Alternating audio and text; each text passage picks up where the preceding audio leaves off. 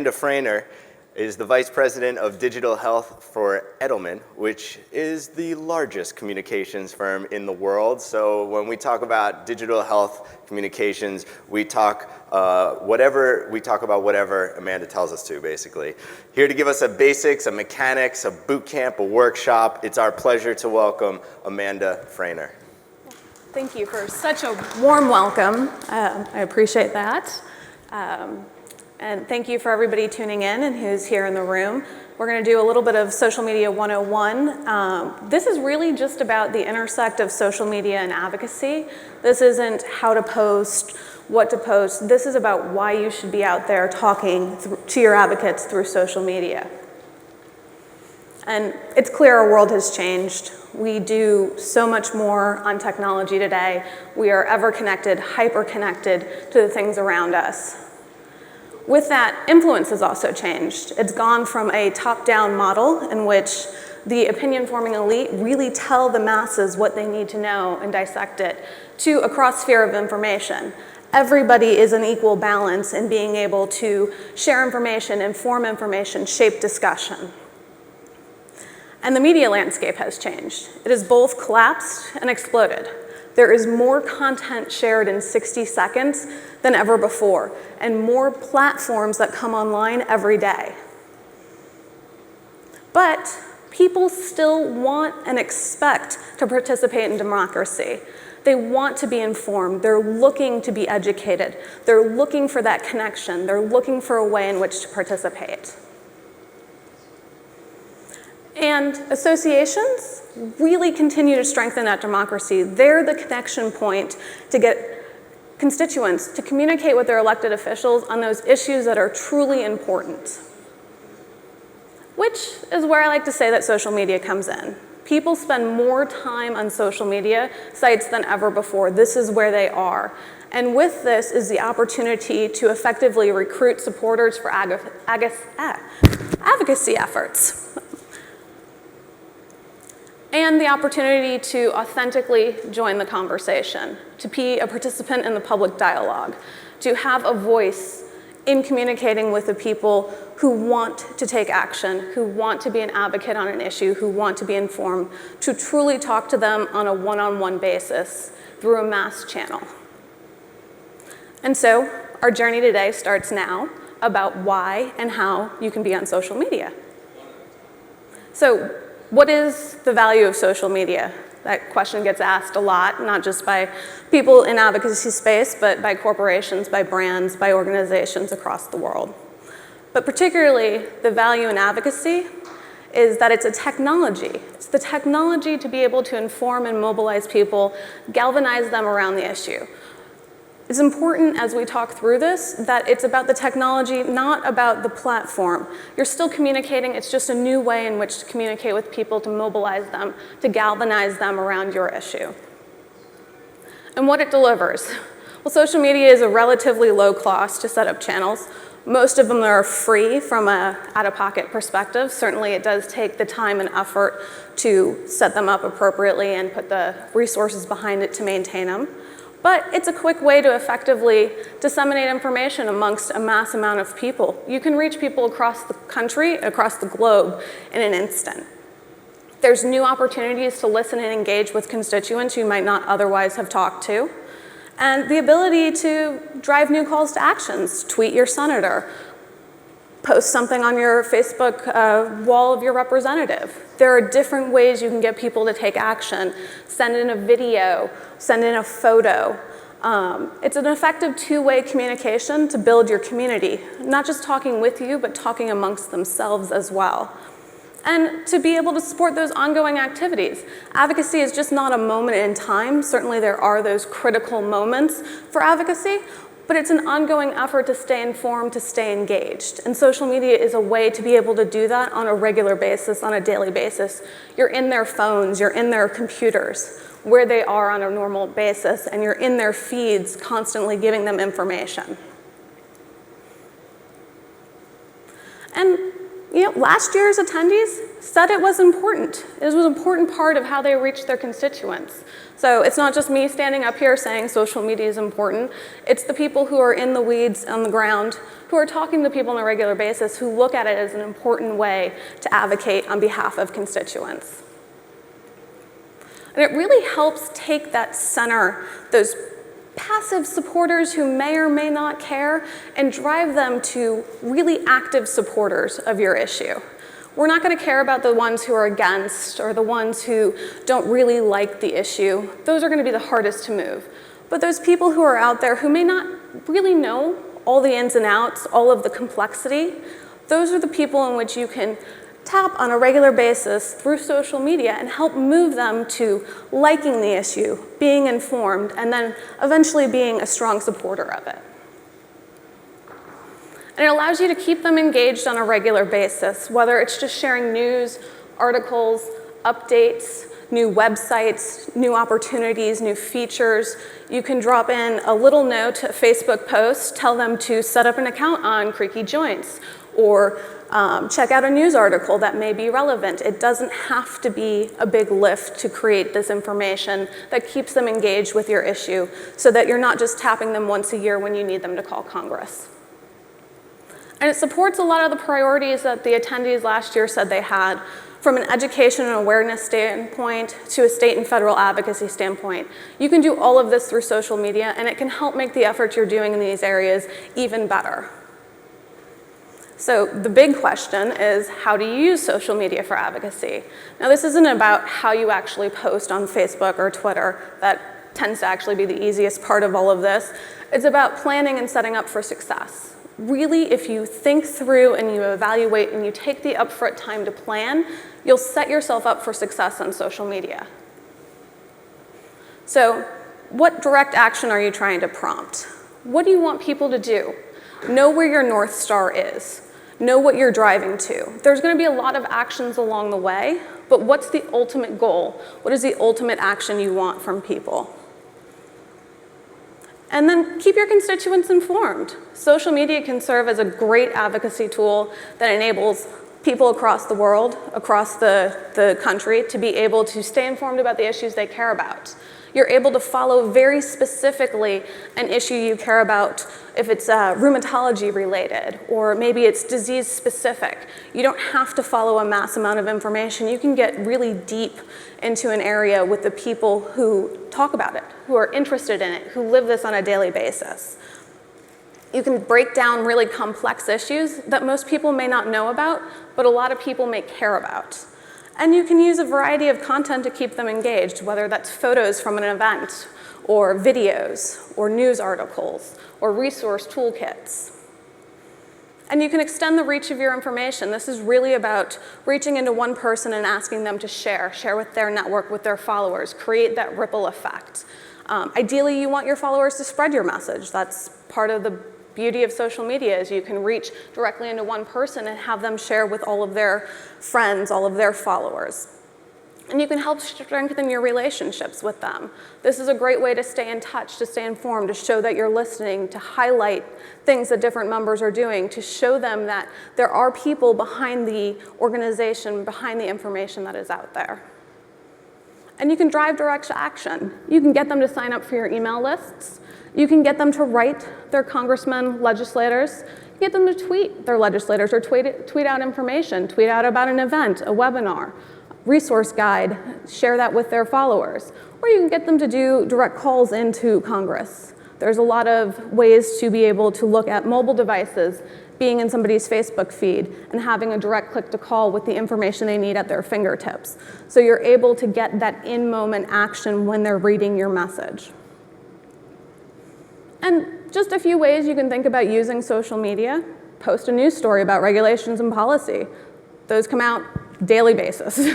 Share a link to a video, news clip, local story. It doesn't have to be something you created.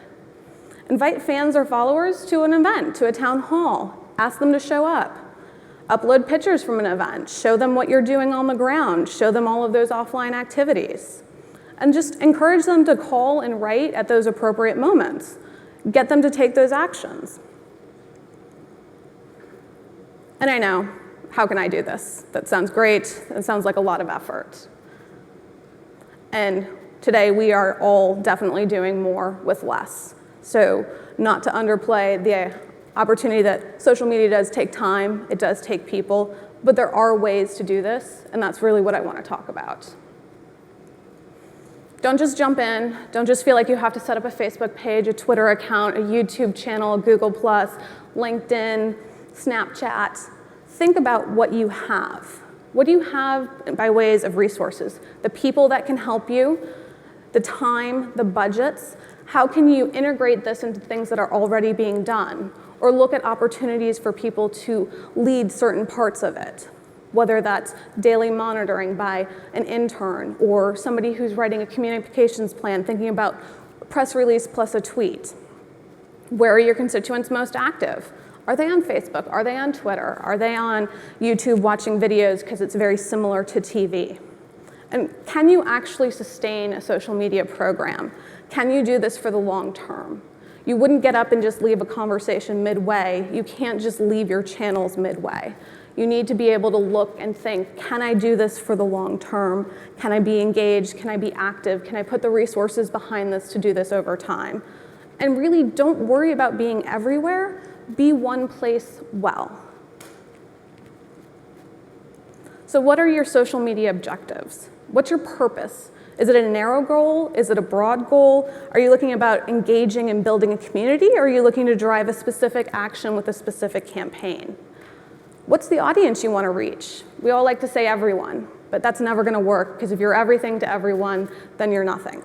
So you need to understand the people that you want to be familiar with, who may be your members. Maybe you want to go after new supporters. Who are the people that you're looking to reach? Know everything you can about them so you can be really specific about getting to where they are and the things that they care about. And then select the platform to focus on. Select one platform. Focus on that. Focus on doing that really well, and then thinking about adding another one. Gather the resources and materials you have to share with people, with the media. What do you have at your hands right now? Don't worry about creating new things. What's available? How can you repurpose that? And then assign somebody from your team to manage it. Make somebody responsible for it. If nobody's responsible for it, then nobody's sitting there saying, we need to think about this. People on our Twitter account are tweeting this. We need to pay attention. Somebody has to be responsible for the channel, driving it forward, making sure that it's going back to all of those goals, that they're getting the information they need in from all of the other people on the team. And then know which platforms matter. This is just a few. This is not exhaustive by any means, but there are a lot of people on Facebook, 1 billion monthly users. That's a lot of people. But if those aren't your constituents, then 1 billion people doesn't matter, because they're not the people you need. Maybe your people are on Twitter. There's still 500 million users on Twitter. That's a lot of people tweeting out information, but if that's where your constituents are, then that's where you should be talking to them. And take time to establish process. I know this is the boring part. This is the part that seems like a big lift, but this is what sets you up to succeed on social media. What are your internal and external processes? Internal, how are you getting information? What partners can you get information from? What teams can you get information from? Can you get it from your government affairs team? Can you talk to your constituent relations team? What other partners in the space can you share information from? And then external, what are your properties? How are you pushing out information? Who's approving things? How are you listening and informing back the content that the people on those channels are looking for, what they're talking about, or the insights that they're seeking from others? And set up your governance. This is really important. You want to know who you are online before you get online. What transparency are you putting out there? Are you telling them who is posting all of the tweets? Is it coming from the organization? What is the employee responsibility? What is the responsibility for retweeting information from the organization? What is the good social media citizenship and good behavior you want to display? Aligning these really allows people to understand the guidelines in which they're playing. And when you get to a sticky situation online where you're not sure what to post or how to respond, you already have that answer. That is not the time to be discussing this. The time to discuss it is before you're online. And know who you want to be from a voice perspective. What's the tone you want to use on social media? Is it very professional but approachable? Is it more personal and friendly, like somebody who has a shared experience, like that's your buddy that you would be talking to? Is it a first-person narrative? Is it a third-person narrative? What's your position? Are you the authority? Are you somebody with shared empathy who's gone through the same thing? What this really helps to achieve is that authentic voice in the conversation. It keeps the content consistent. You're not bouncing from third person to first person, from professional to personal. You're giving people a sense of who you are. You're becoming a real voice online, a personal entity in which they can relate to. And get your content plan in place. Who's your audience?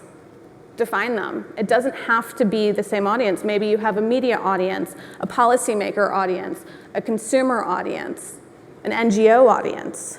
What are those audiences that you need to reach? And what's the focus? What's the focus with each audience? They're not going to be the same. There's probably some overlap. But what do you want to outline for relevant information for them? And then ladder that back to a content theme so that you have bigger buckets of information you can speak to, so that everything has a theme, whether it's disease awareness, policy information, educational, action. You want to bucket those themes so that you're not talking across everything, but you're talking in ways that make sense to the people who are listening, and things that they can wrap their heads around so that there is a consistency in which you're building to. And plan your content against your audience. This is just a very nice, colorful chart that shows how you can balance the content type against the audience. This is not meant to be exact. It's just a sample, but what's your balance of photos versus interactions versus educational sites? Think about how much you want to plan for each audience and the type of content they're going to look for. What's an academic going to look for over a consumer who's maybe faced with the disease? Is that emotional connection through a video? Whereas an academic may want a paper or an ask the expert type of situation. So think through what you want to talk about against the people you're talking to. And take a holistic approach to content. Social media content shouldn't be developed in a vacuum. Evaluate what's coming up in events. What do you have to share? What information can you do pre-event? What can you talk about at the event? What can you get people excited about? And develop really unique and interesting and shareable content. What's new? What's exciting? What are you offering that nobody else is? Make something that's really complex easier to understand. That can be a simple image. That can be hosting a series of conversations on Twitter in which you dive deep into different aspects of it. It can be a series on Facebook that has a couple of video segments. Create entry into new existing conversation. Look at what's out there.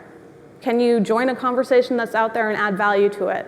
Can you help add in information that people are looking for? And really think about the resources you have, the toolkits, the legislative guides, the advocacy tools. How can you share those out? What makes sense? And answer questions that people may have out there. They're asking questions. They're looking for answers. You can be that answer. And then find ways to make the most out of everything. Don't just think about an announcement as a press release. Can you do a quick segment for a video and post that to YouTube or Facebook? Can you transcribe it for a blog post? Can you turn it into a Twitter chat topic? Maybe it's a couple of slides that goes onto SlideShare. What's the way you can make the most out of a single point in time so that you're getting the most bang for the buck on it, so that you're sharing it in multiple ways, so that you're not having to recreate content separately for social media, but you're taking advantage of what you are already doing and just amplifying it that much further. And determine a review process. Even in the smallest organizations, it is really important to have down what the review process is so that you know who is feeding in information, who is responsible for curating that information, and who's responsible for approving it, and certainly who's responsible for posting it. But can you take a look at all of the activities that are planned, the partner groups, the timely news, the organization's assets overall? Think through what that is to plan out in advance. Maybe it's a monthly calendar, maybe it's a weekly calendar, maybe it's a yearly calendar. draft that content, and then have your different heads of departments, maybe it's one person who's in charge of government affairs and constituent relations, but have them weigh in, have them share additional information. Have them give you feedback on what is happening in their space, where you can add their voice into the conversation and make sure you're taking through everything that's happening in those departments and bringing it online. And then get a full final content calendar together and have somebody who is responsible for saying, yes, everything in here is okay. Yes, you can post it. And then post it online. Content calendars are great. They help really plan in advance, get everybody on board, get all the information in one place, so that on a daily basis, what you're focused on are those timely activities, those things that have popped up where you could respond to somebody, or there's new news that came out, or a trend. You're not worried about everything that's happening down the road that's planned out in advance, that's being able to be done when you have additional time, and that's being able to be informed by everybody in the organization. And be prepared to respond. This is the biggest advice I will ever give. Be prepared to respond. Know what you will respond to and what you won't respond to, and how you're going to do it, and who has to approve it. Response can be as simple as somebody asks a question. Do we answer it? Do we drive them somewhere else?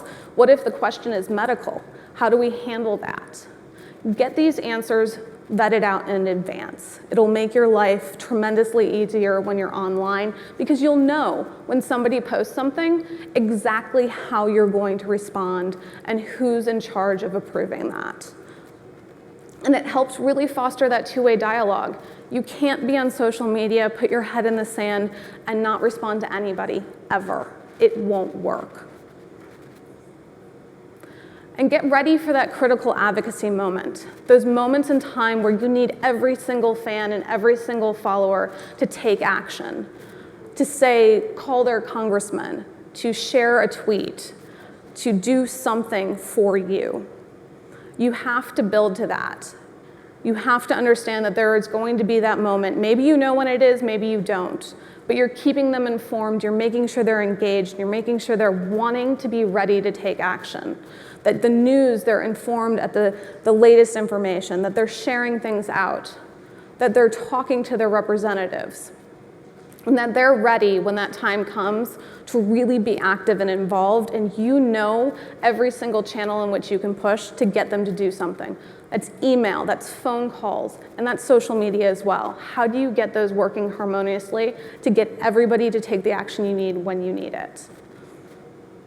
And think about it in the long term. What's the community you're looking to build?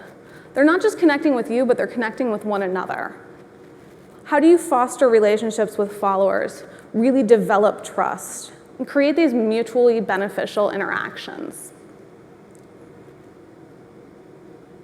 And then understand how stories work. I've picked Facebook and Twitter because they're two of the more popular platforms, but understand what content works on Facebook. If Twitter is for your head, then Facebook's really for your heart. It's emotional, it's simple, straightforward, it's visual, it's videos, it's photos. Successful engagements are personal on Facebook. And Twitter, it's heavily used by the media. It's used to break information. It's used for commentary on live events, such as this one. It's used to develop relationships with people you may have never met and really create strong bonds. It's easy to reply, it's easy to be a part of the conversation, but know that the content shelf life is very short, less than an hour. So what you're putting out there may not be seen by everybody in the moment in which you put it out there. And so it's really important to continue to look for ways to engage and talk to them. And monitor, monitor, monitor, monitor, monitor. Know what is being said. Proactively identify opportunities for engagement. Understand how news impacts what's being said on your social channels or across the social conversation. Listen to your supporters. Look at the growth. If you post a news article, did you see more followers or fans? If there's a lot of news in the media overall, are you seeing an uptick in conversation? Look at those trends. Be aware of what's being said. Monitoring can be on a daily basis. Maybe you pop on for 15 minutes every 2 to 3 hours. If there's something really big happening, maybe you're paying more attention, but you don't have to be looking at it nonstop every day, all day long. You just have to be paying attention to what's being said. And measure, measure, measure, measure, measure. You won't know if you're succeeding if you're not measuring. And that's metrics and measurements such as, are you seeing an uptick in participation in the ongoing conversation? Are you building an authentic voice? Are you having a lot of people following you because you're offering those insights and expertise nobody else is? Can you capitalize on peaks of interest? Maybe there's a new bill going through the House and there's a lot of heightened interest around it. Are you able to capitalize on those? You want to look at those benchmarks for follower growth, but you want to focus on the bigger picture measurements. And really use the tools that are out there to make it easier. Things like Hootsuite. You can schedule content. So you don't have to be posting in the moment. You can schedule out a tweet. You can hook it into Facebook. You can hook it into LinkedIn. You can schedule out content from multiple platforms. And you can have multiple people who are tied into one account, so everybody who's participating, maybe 3 people are running your Twitter account, they can see all the content that is scheduled and know, hey, you know what, a news event came up, this content's not gonna be appropriate anymore, we shouldn't have it posted. Or I have to post something right now, let me see what else is being posted out so we're not posting 5 tweets in 1 minute. It also gives you great analytics. And you can look at streams of followers across. So if you want to look at a hashtag for, say, today's event, you can see all of the conversation that's being had in one news feed. You want to look at Google Analytics. Look at this for your website. How much is social driving to it? What pages are people visiting? What resources are they downloading? Where are they spending the most time? Use that to inform back some of your social content as well. Look at things like Topsy. What are the top tweets? How was it shared out? Who shared out your information? Social Mention does similar things. Simply Measured helps you really look at your following on social channels, Facebook, Twitter, YouTube, understanding that demographic, understanding who is sharing what content's most shareable, what got the most engagement, what got the most views, so that you're not having to look at individual analytics platforms on each social channel. TweetDeck is similar to Hootsuite, lets you set up different streams of content, be able to schedule out content across time. In Clout, is this person have some stature, some authority on this situation? It helps you kind of identify, is this somebody who just started tweeting, maybe they don't have a big following, do they have a large following and a lot of connections? It helps you digest who is sharing out information. And this is a quick checklist to get started.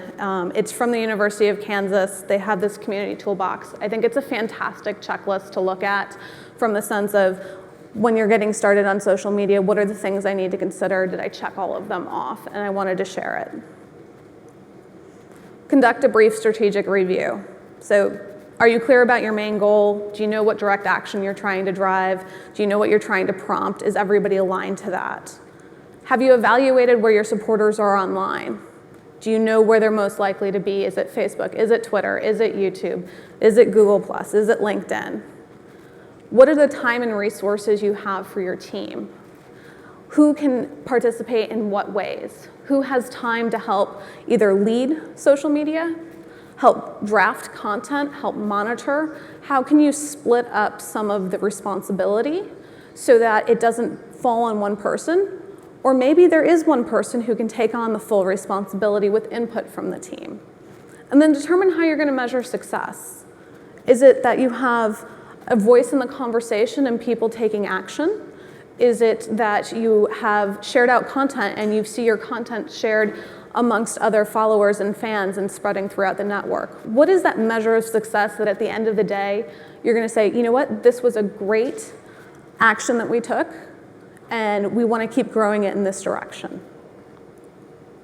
And then sign up for accounts. It's kind of the easy one. Sign up for them, create that central website that you're going to drive to, choose the social media tools, set up a profile, enter the information, get up online, and then become familiar with them.